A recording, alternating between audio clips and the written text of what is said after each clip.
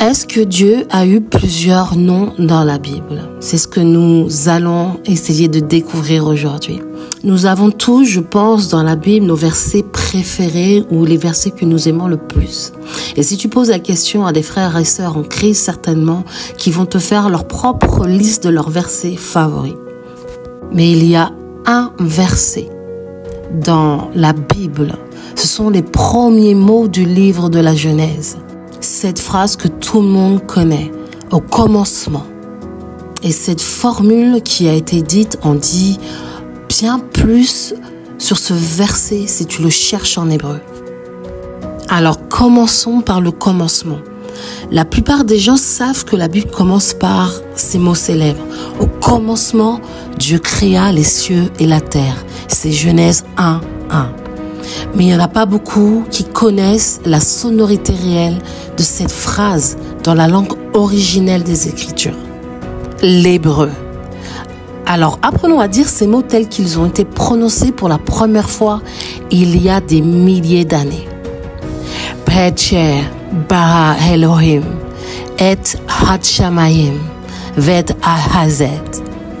Je ne sais pas si je le prononce vraiment correctement, mais une chose est sûre, c'est que juste la prononciation nous montre clairement qu'il y a quelque chose de plus profond. On peut comprendre et voir que le mot hébreu désignant Dieu dans ce verset est Elohim.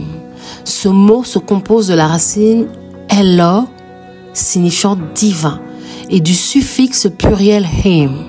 On peut se poser cette question à ce moment-là, selon le premier verset de la Bible, est-ce que le monde a été créé par de multiples dieux?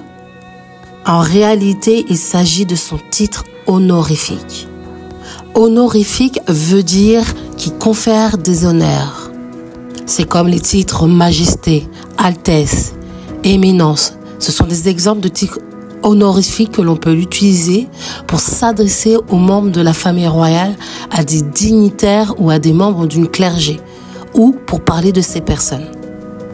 Les anciens Israélites appelèrent leur Dieu unique Yahweh, mais ils s'adressèrent aussi à lui en tant que Elohim. En signe de respect, ils ont utilisé un titre au pluriel. Bereshit bara Elohim. Au commencement de Elohim créa. Alors qu'y avait-il avant le commencement? Le commencement, c'est celui du temps.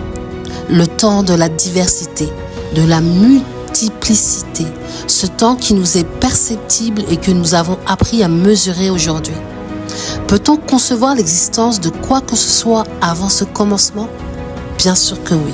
Si l'on se fonde sur la parole de Dieu, sur la Bible, l'Évangile selon Jean s'ouvre sur cette affirmation.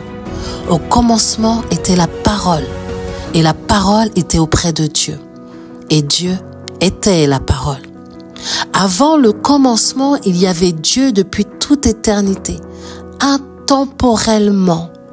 Avant le commencement du temps et de la dualité entre le ciel et la terre, il y avait Dieu dans son unité.